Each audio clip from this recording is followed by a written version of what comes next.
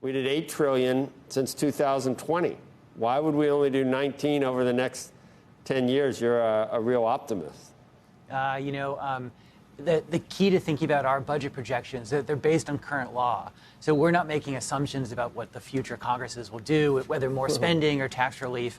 And as you said, more fiscal action in either direction would mean higher deficits in the future.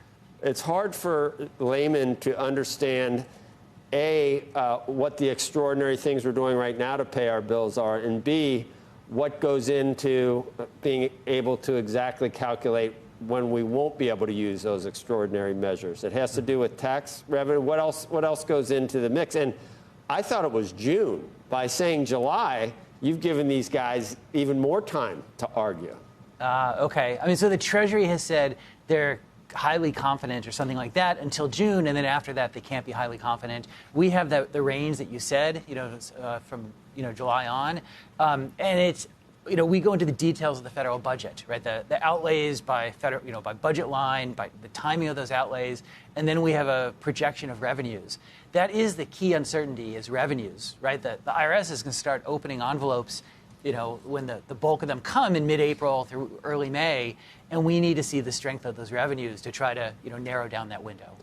Phil, I know you're nonpartisan, but when you hear the president say, under no circumstances will there be any negotiations whatsoever, and then you hear Speaker McCarthy say, well, we aren't going to just give a blank check time and time again to the federal government.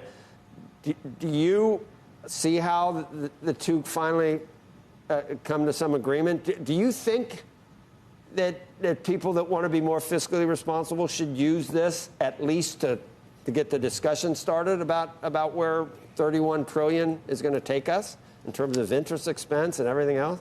Yeah, so as you said, we're nonpartisan. So I don't give policy recommendations. I can tell you there is a lot of focus on this. I think there's broad understanding in Congress, both chambers, both sides, of the fiscal challenge we face. And as you said, there's, of course, disagreement on how to address it and when to address it. But I think that's the good news, is that people really are focused and understand that this is a challenge. And, we've seen it again and again. When they say that, the other thing that the Republicans say is, we're not going to default. They say that. Should we believe them that they can wrangle some of the more, some of the more hawkish members of the caucus? Will eventually we're going to be okay? Do you think, Phil? I have faith in our country, in our political system, in the leadership. Even with all the division and kind of all the back and forth, I do have faith. So I can't tell you how we're going to get there. But, to address the fiscal challenge, both the near-term one of the debt, the debt ceiling, and the longer-term one of the adjustment. But, look, I have faith in our country and our ability to deal with it. People will even disagree when we call Medicare or Social Security entitlements. They don't like that. But when you look at just interest expense and Medicare and Social Security, we know what we're up against. So that leaves us very little wiggle room on how to handle these things. Both sides have taken so-called entitlements off the table. If we don't do anything and you do some of your projections for the next 10 years, isn't some type of action being called for right now, something that we need to do, or else it's going to be even a worse problem? Yeah, and you've put your finger on what I would say are the two key challenges facing us within the budget window, so inside 10 years. So one is rising interest payments that are going up sharply, both as a percentage of GDP and in dollars, and that crowds out everything else, right? If policymakers want, more tax relief or more spending, whatever they want, those interest payments will crowd that out.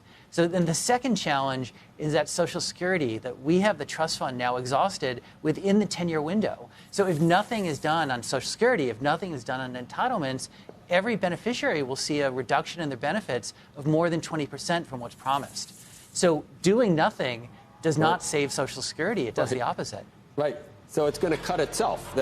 If there are no, it's like almost a catch-22. It's going to end up cutting itself if we don't address it in some way. But the politicians talk past each other and demagogue and point and say, you want to do this and you want to do that, and we get absolutely nowhere. So you need to be more partisan, Phil. I think you need to help us.